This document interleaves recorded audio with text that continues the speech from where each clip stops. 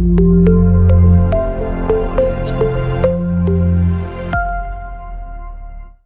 very good morning, students. Welcome to the lecture series on operating systems. In this session, we are going to discuss about process scheduling. These process scheduling algorithms have been categorized into two types. One is preemptive scheduling algorithms and other one is non-preemptive scheduling algorithms. And thereafter, the performance of a computer machine is assessed in different kinds of criteria, and those are referred as scheduling criteria.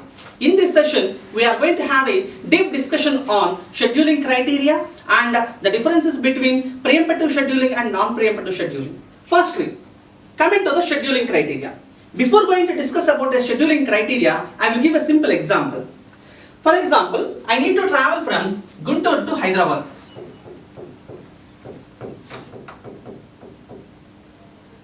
For this, I have considered the transportation as a train, and my train has been scheduled at 10 a.m.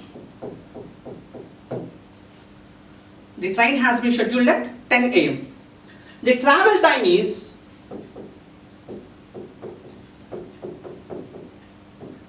5 hours, means by 3 p.m. I will reach Hyderabad. Okay? Now, I have started at my home at 9:45 and I reached to the railway station by 9:50 itself. And then I have waited 10 minutes for train. And then train came at 10 o'clock and I get into the train. But unfortunately, due to signaling issues and some other technical reasons, the train got delayed for 1 hour. Then I reached to Hyderabad by 4 p.m. Now the question is, how much of time you have travelled for Hyderabad, Guntur to Hyderabad? If you have asked this kind of question, then the people may answer like, the train is scheduled at 10 o'clock and you reach to Hyderabad at 4 o'clock. Means the total time you have travelled is 6 hours. In some scenarios, some of the people may also consider the waiting time. Waiting time for the train, this is 10 minutes. Means totally they have travelled for 6 hours, 10 minutes, including waiting time. Likewise, you consider the waiting time, you consider the travel time, and then in some of the scenarios, you have arrived 10 minutes before the date. Means 10 minutes in advance you came, means the arrival time is also considered. Likewise, the arrival time, waiting time, running time, these are all considered to compute the total travel time. Coming to the arrival time, the time at which process has arrived into the main memory. Means a process has been just created, then it will be in new state. Further, it has been admitted into the main memory. Admitted into the main memory.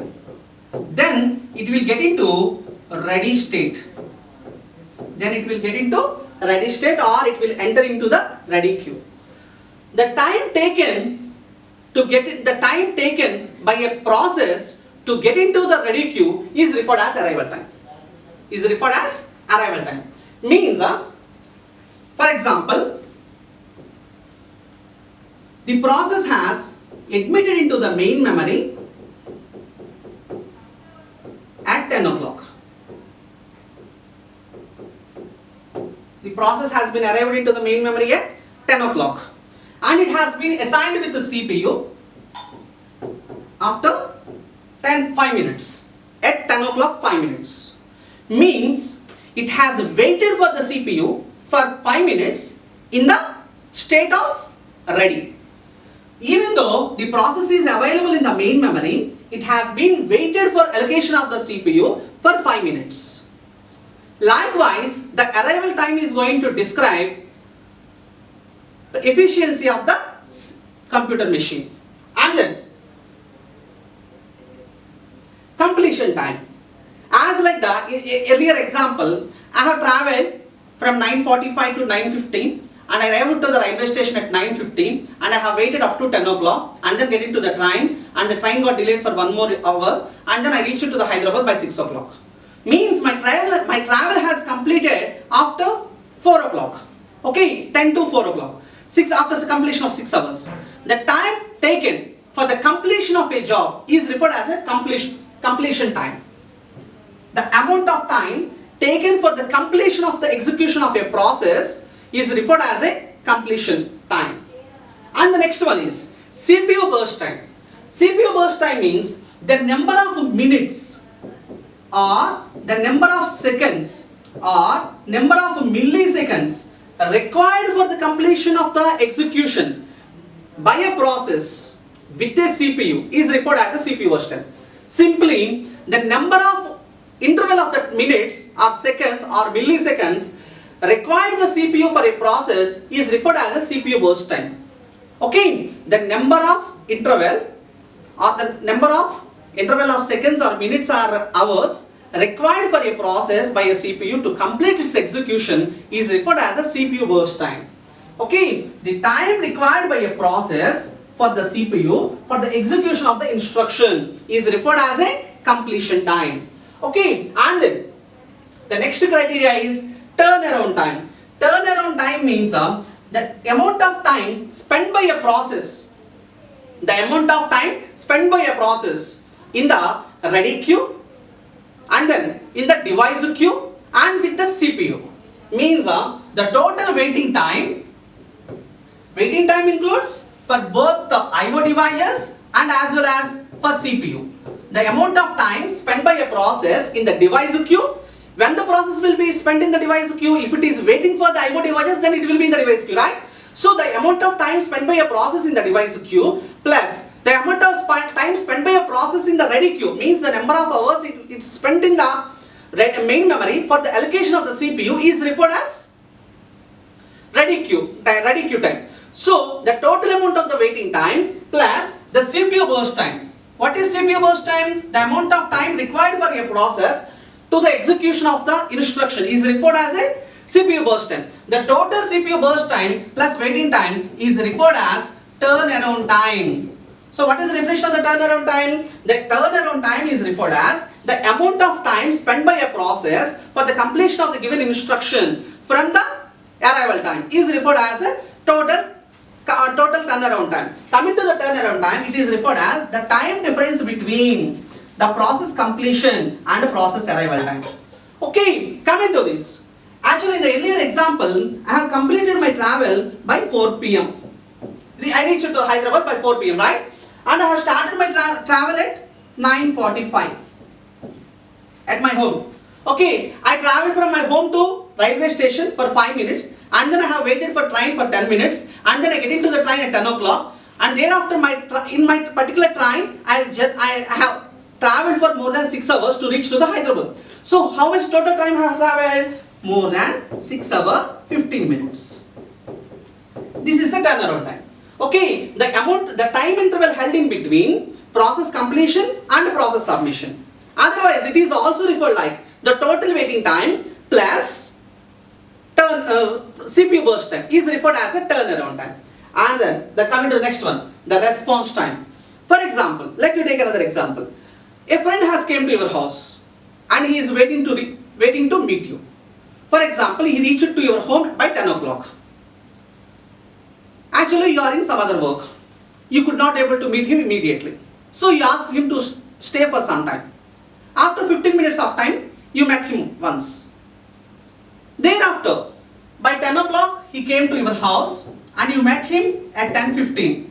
But unfortunately, after 5 minutes of discussion, again you have another appointment or another work. Thereafter, you continued with that work and again you met him at 10:30. Further, he left your house by 11 o'clock. He left your home by 11 o'clock. In this process, on total, you have spent more than 35 minutes with him because he reached to your home at 10 o'clock and he waited for 15 minutes, and then you met him at 10:15, and he spent for up to 5 minutes. So 10:20 you are there with him, and then you have another work, you go on that work from 10:20 to 10:30, means within the 10 minutes also he is in waiting state only. Thereafter, after 10:30 again you met him, and you completed your discussion with him by 11 o'clock. Okay, means on total you have taken more than 35 minutes of discussion with your friend. But within this, when you have met your friend at first at 10:15, so the amount of time taken for interacting with the friend at first is referred as a response time. Likewise, the CPU may be switched for a process to process for n number of the times, but we are not going to consider all those transitions. The amount of time taken by a process to interact with the CPU at first is referred as a response time. What is a response time? The amount of time required by a process for the CPU to interact at first is referred as a response time. Within the first response, whether the execution may complete or may not complete, it's immaterial and it is not required to be discussed now. And next one is the waiting time. Coming to the waiting time, as I earlier said, the waiting time includes two kinds of intervals. One is the amount of time spent by a process in the device queue, and the amount of time spent by a process in the ready queue. When does the process will spend some time in the ready queue? If any of the process which is waiting for the allocation of the CPU, then it continues its waiting in ready queue. If any of the process which is spending some time in the device queue for the allocation of the IO devices, then it continues in the device queue. The total amount of the time spent by a process without the CPU is referred as waiting time. So coming to the definition of the waiting time, which is referred as waiting time is referred as the total turnaround time. The total turnaround means 6 hours 15 minutes, right? What is my total travel time from my Guntur home to Hyderabad? 6 hours 15 minutes. Within that 6 hours 15 minutes, actually I have traveled from my home to railway station for 5 minutes, and thereafter 10 minutes I waited for the train, right? That 15 minutes, and thereafter due to some technical issues and platform issues and signaling issues, the train was delayed for 1 hour. So such a 1 hour 15 minutes is the waiting time. And then I have traveled for 5 hours. That travel time I am going to exclude. Then finally, from the 6 hour 15 minutes minus 5 hours for the travel, which is equal to 1 hour 15 minutes. This 1 hour 15 minutes is referred as a waiting time. So the waiting time definition can be described like the total amount of the time spent by a process in the different waiting queues, such as like in the ready queue and the device queue. The time difference between turnaround time and CPU burst time is referred as waiting time. Scheduling algorithms have been categorized into two kinds. One is non-preemptive scheduling algorithms, and other one is the preemptive scheduling algorithms. Let us have the discussion about individual in detail. First of all, a process is being executed by the CPU. A process is being executed by the CPU. Means the CPU is not idle now. It is being executed. During that time, some high priority job has entered into the main memory. Now, CPU has two opportunities or two possibilities. One is continuing with the low priority job or switching of the CPU from low priority job to high priority job. Either it may continue with the low priority,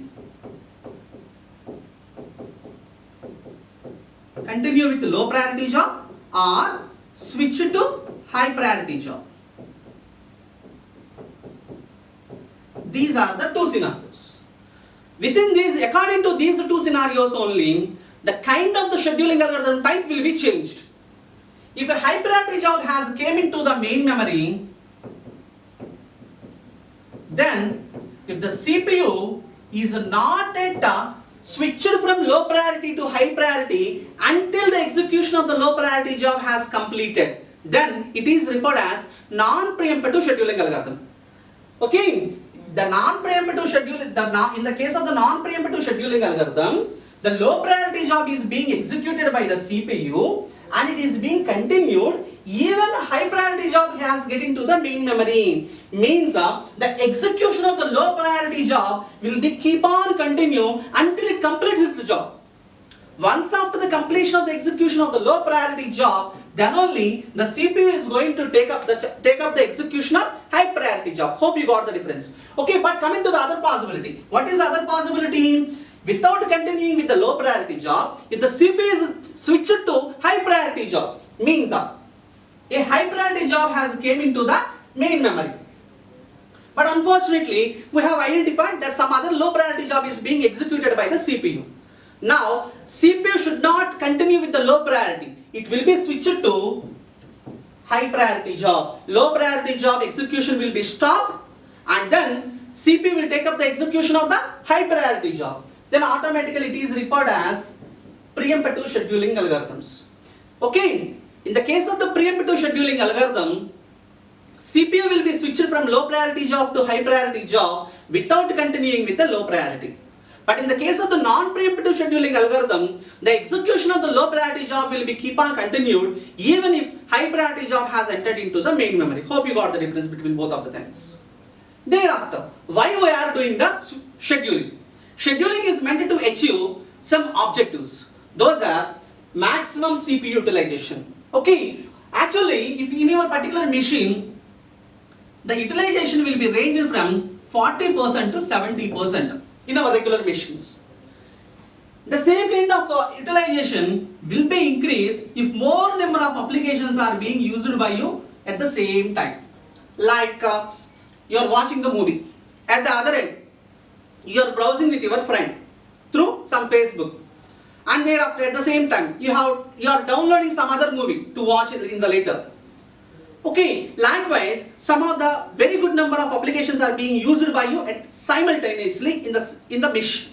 Then the utilization of the machine will be raised to 95%. Okay, so you are having maximum CPU utilization. Okay, that is your first objective.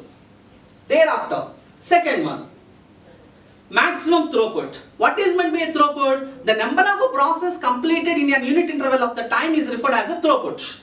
The number of applications or process completed in a unit interval of the time. That unit interval of the time may be hour, minute, second, millisecond. According to the machine, the type of the unit interval will be changed. Okay, within the given interval of the time, how many of the process will be completed? Completed in the sense, it has been allocated into the main memory and then waited for the CPU. The CPU has been allocated and then completed the execution. Then it is referred as a completed process. Likewise, how many number of the process have completed its execution in unit interval of the time is referred as throughput. That throughput is expected to be high with the scheduling. And then minimum turnaround time. Actually, in the last slide itself, we have discussed about scheduling criteria. Within that, we have a discussion with the turnaround time, waiting time, and response time. What is the meaning of the turnaround time? The time difference between process completion and process arrival. The total time interval held in between process completion and process arrival is referred as a turnaround time. The turnaround time is expected to be very short, as well as waiting time. The total time spent by a process without the CPU is referred as a waiting time. Means that the amount of time spent by a process in a waiting queue and device queue is referred as a waiting time. That waiting time is also expected to be minimum. Okay, so minimum turnaround time, minimum waiting time, and minimum response time. What is the response time? The time taken by a process to get the CPU at first instant of time is referred as a response time. That response time is also expected to be very minimum. We should not wait long time for getting of the CPU. That is referred as a response time. Even that response time is also expected to be very short. So, the scheduling criteria can be described the objectives as maximum CPU utilization, maximum throughput, and minimum turnaround time, minimum waiting time, and minimum response time. All these 5 things are meant to achieve high CPU utilization and keeping the execution of the processes within the short interval of the times. Now, let us have the discussion about non-preemptive scheduling algorithm in detail. Coming to the non-preemptive scheduling algorithm. Non-preemptive scheduling algorithm is applicable when a process has been terminated. When the process will be terminated, let us have the state diagram again. First of all, a process has been just created and it has been waiting to get into the main memory and it has been admitted into the main memory. Then it will be in the ready state. Once the CPU has been allocated, it will be in the running state. After the getting of requirement of IO devices, it will get back to the waiting state. After allocation of IO devices, it will get back to the ready state again. So, after the completion of the execution of the process, it may terminate, and it is referred as exit state, right?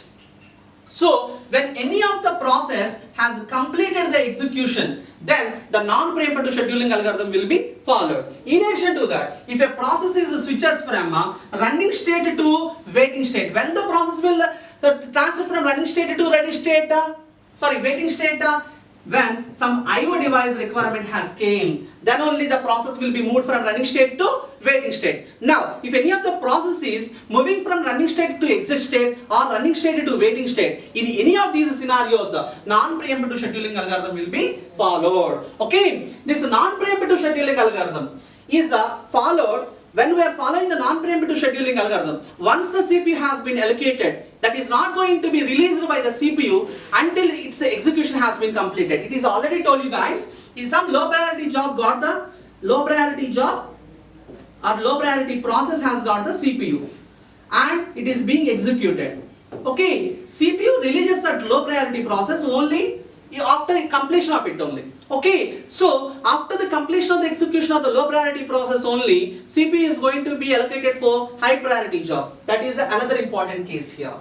And then in the non-preemptive scheduling algorithm, interrupts will not be given, right? Once the CPU has been allocated to a process, it will keep on continues its execution. Only after the completion of the execution only, it releases the CPU. So interrupt is not a matter in the case of the non-preemptive scheduling algorithms.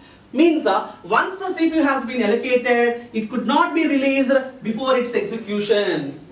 And thereafter, what are the examples of the non-preemptive scheduling algorithm? The most important scheduling algorithm is first come first serve scheduling, and as well as shortest job first scheduling algorithm and priority scheduling algorithm. These are all examples of the non-preemptive scheduling algorithms. And then let us have the discussion about preemptive scheduling algorithm again. Okay, coming to the preemptive scheduling algorithm. Again, let us have the state diagram. The process has been just created and has entered into the main memory. It will be in ready state. CPU has been allocated, then it will be in running state.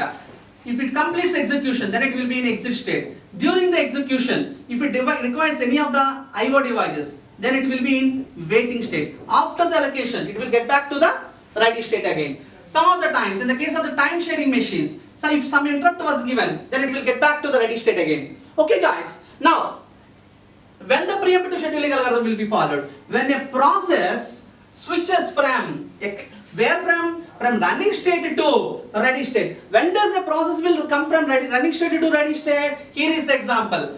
When the interrupt was given. When this kind of interrupts will be given? In the case of the time sharing machines, interrupts will be given, right? If the time slice has been expired, automatically CPU will be moved from one process to another process. Likewise, in the case of the time sharing machines, there is a possibility to switch the CPU from running state to ready state. In such a scenario, interrupts will be there. Likewise, from waiting state to ready state. Waiting state to ready state. When does we come from waiting state to ready state? After the allocation of IO devices. After the allocation of the IO devices, automatically the process will move from waiting state to ready state. In these two scenarios, preemptive scheduling algorithm will be applicable. And thereafter, here the CPU will be allocated for a limited amount of the time only. In the case of the preemptive scheduling algorithm, we should not feel like CPU is ours. CPU will be switched to some high priority job whenever it has occurred into the main memory. So CPU will be allocated for a limited amount of the time in the case of the preemptive scheduling algorithm. So if any of the high priority job came into the main memory, then immediately CPU will be switched to the high priority job. So CPU will not be an idle allocation in the case of the preemptive scheduling one. Once the process stays in the ready queue, it gets the CPU at next only. Means the high priority job is going to get the CPU at every instant of the time. That is the possibility in the case of the preemptive scheduling algorithm. And there are two examples for the preemptive scheduling algorithms, like round robin scheduling algorithm and the shortest remaining time first scheduling algorithm are the best examples of preemptive scheduling algorithms. Guys, we are having some differences between preemptive and non-preemptive scheduling algorithms. Let us have the first one. The basic difference between preemptive and non-preemptive is, in the case of the preemptive, the resources will be allocated for a limited amount of the time only. Resources will be allocated for a limited amount of the time only. Why? If at any instant of the time the high priority job may came into the main memory, and then automatically CPU will be switched to it, right? So CPU will be allocated for a limited amount of the time in the case of the preemptive. But in the case of the non-preemptive, CPU will be allocated. Once the CPU has been allocated, it will keep on continuous its execution. Only after the execution only it will release the CPU. So there is no such a question arises in the case of the non-preemptive scheduling algorithm. Coming to the interrupt, there is a possibility of the interrupt driven in the case of the preemptive, like moving of a process from running state to ready state. Means when the interrupt was driven, then only it will be moved from running state to ready state. Such a kind of interrupts will not be raised in the case of the non-preemptive scheduling algorithms. And then coming to the starvation. Starvation means, sir, for example, you came to the railway station at 10 o'clock, but unfortunately the train got delayed for 3 hours. Okay, now what is the scheduled time now? 1 o'clock. At 1 o'clock, due to some other technical reasons, the train hasn't came and you are asked to wait for some more time. Then you may thought like the train may come at 4 o'clock. But unfortunately, at 4 o'clock again some announcement came like the train late has been continued and it was expected to arrive, and it will be expected to arrive at 8 o'clock. Then you are keep on in the waiting state itself, and you are keeping the waiting state for 4 more hours. At night 8 o'clock, what is your feeling? You will be starved. Okay, means if you are a low priority job and CPU is always allocating for a high priority job, then you should wait for long amount of the time for getting of the CPU. That is called starvation. Okay, so low priority process have possibility to starve in the case of the preemptive scheduling algorithms. Likewise, this kind of situation is possible even in the non-preemptive scheduling algorithms also. What is the condition? For example, a long-term CPU burst time. Long-term process has been executed. Long-term process CPU burst time means actually according to the CPU burst time, the process have been categorized into 2 things. One is long-term process and other one is short-term process. What is long-term process and what is short-term process? If any of the process which needs the CPU for more amount of the time, then it is referred as a long-term process. If any of the process which needs the CPU for short amount of the time, then it is referred as a short-term process. So, if any of the process which needs the CPU for a short interval of the time, then what it is called? Short-term process. If any of the process which needs the CPU for long amount of the time, then what it is called? Long-term process. In the case of the scientific applications, the processes are expected to be long-term process because so many of the calculations are expected to be carried by the CPU at any instant of the time. So, it is a long-term process. If some long-term processes are getting executed, then the short-term processes are supposed to wait for the execution of those long-term processes. That is called starvation in the case of the non-preemptive scheduling algorithms. Then overhead. As I said, overhead is very high in the case of preemptive scheduling algorithms. Why it is very high in the case of the preemptive scheduling algorithms? Because CPU is required to be moved from one process to another process at any instant of the time. If high priority job has came into the main memory, then immediately the CPU is expected to be moved from low priority to high priority. Likewise, n number of the times the overhead will be increased in the case of the preemptive. But the same overhead is expected to be very minimum in the case of the non-preemptive scheduling algorithms, because once the CPU has been allocated, it will keep on executes itself. That means overhead is very minimum in the case of the non-preemptive scheduling algorithm. And thereafter, flexibility. Flexibility is very high in the case of the preemptive. Means if you thought like a process needs a high priority, then you will increase the priority, then automatically it executes. But this kind of flexibility is not there in the kind of the non-preemptive. So it is referred as a rigid execution. So allocation of the priority and allocation of the CPU for high priority job from the low priority job and saving the state of the low priority job at every instant of the time. Likewise, the cost is associated with the preemptive scheduling, but that kind of cost is very minimum in the case of the non-preemptive scheduling algorithms. Coming to the CPU utilization. CPU utilization will be very high in the case of the preemptive scheduling algorithm and it is low in the case of the non-preemptive scheduling algorithm. And then examples of the preemptive scheduling algorithm are round robin and shortest remaining time first scheduling algorithm. What are the examples of the preemptive non-preemptive scheduling algorithm? First come first serve and shortest job first scheduling algorithm. Okay students, hope you got clarified about scheduling criteria and different kinds of the metrics followed in the scheduling criteria and then objectives of the scheduling. Finally, you got the clarification about what is the preemptive and what is non-preemptive scheduling algorithms. Thank you.